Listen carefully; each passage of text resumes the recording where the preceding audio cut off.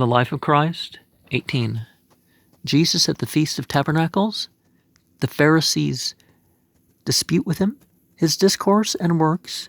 John 7, 11 through 53. 8. Matthew, chapter 8. Matthew 11, 25 through 30. Luke 10, 17 through 42. 11, 5 through 8. And I'm, of course, trying to make this clear so what I'm saying can be read what I'm reading can be read. The people inquire for Jesus at the feast and discuss his character, his arrival among them. He teaches in the temple, and the people wonder at his ability, as he had not been a scholar in any of the great schools. John 7, 11 through 15. Jesus answering their thought and assures them that he receives his doctrine from God. Verse 16. Instead of, well, if Jesus was a God or a son of God or part God, why doesn't he compose his own doctrine? Why does he need to refer to a higher authority like that?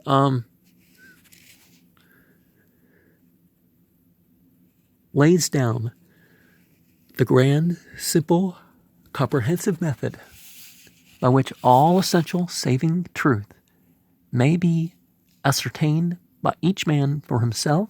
Verse 17, consider its full meaning. Difference between the man who speaks in his own name and him who speaks in God's name. Verse 18, man not made righteous by the law. Why? He reproaches the leaders with intent to put him to death. 19. Now, it depends on what law, right? But the outer form, that's all we can judge humans. Do they keep the outer law or do they not keep the outer law, They accuse him of having a devil and deny their intent. He shows their inconsistency, 20 through 26, his boldness and ready mastery of his foes, excites anew the wonder of the people, who also wonder that the leaders do not carry out their hostile purpose. They stifle the conviction that this is the Messiah by a popular fallacy, 25 through 27. Well, the Jews never expected the Messiah.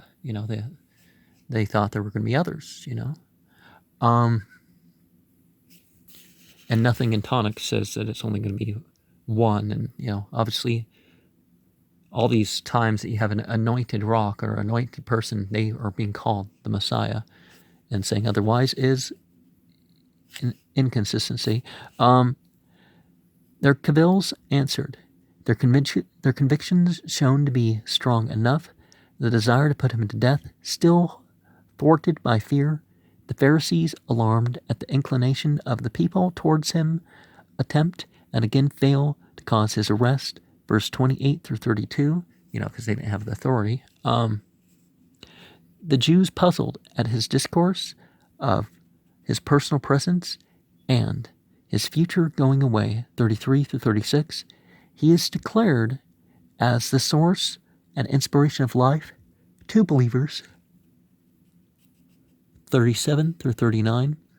How does he put his thought elsewhere? Matthew 11, 28 through 30. Deepening conviction, opposition, and dispute. John 7, 40 through 44. Singular report of officers sent to arrest him.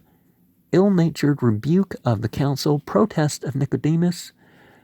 Persistence of the opposition, which is still futile, 45 through 53, a night out of the city, return to the temple, the adulterous woman, Jesus' marvelous judgment, and the discomfiture of the accusers.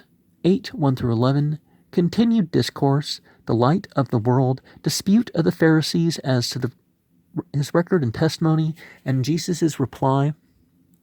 Intimate divine relationship, the Pharisees ignorant because of the state of their hearts, 12 through 20, their great destroying sin, replies to their oft-repeated question who he is by referring to his previous answer and to his mission from the Father, lifted up and thus revealed perpetual acceptance with the Father, 21 through 29, freedom by the truth and truth through obedience, the Jewish claim of freedom as a birthright refuted. Yeah, just like Zionism, except for one verse, like over 200 verses, blood and soil. That's not it. Well, freedom is a human birthright, but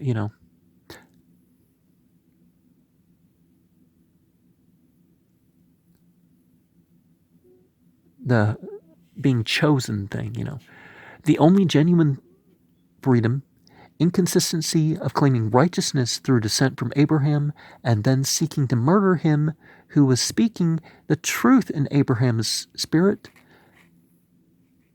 What? They killed, most of the 50 prophets that were sent to them? Most of the, over 50 of the 83 prophets that the Israelites list as going to them were killed by the people. And later on, it's like, oh, maybe more of us should accept this guy as a prophet. The children of Satan rather than Abraham, 30 through 45, challenges proof of any wrong in himself, accused of being a Samaritan and a demoniac. He calmly denies this, startles them by announcing that those who obey him shall never see death. Jews ask, was he greater than Abraham? He refers to the honor which the Father puts upon him.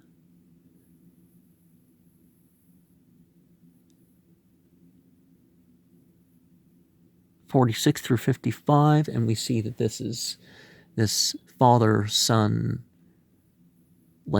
spirit language is something that's other people can say too. So it's not quite literal like that. But Jesus declares his antecedents and consequent superiority to Abraham. Does he? Or is he quoting God? Like the prophets do. The rage of the zealots impel them to stone him, but he passes out unharmed, 56 through 59, return a report of the 70, the true ground of rejoicing, Luke 10, 17 through 20, thanks that the simple may understand that at which the wise stumble, 21 and 22, Matthew 11, 25 through 27. The lawyer's question and the answer, who is my neighbor? Parable of the man falling among thieves, Luke 10, 25 through 37. Visit to Mary and Martha, characteristics of the sisters. Jesus' discrimination, 38 through 42. Importunancy in prayer illustrated, Luke 11, 5 through 8.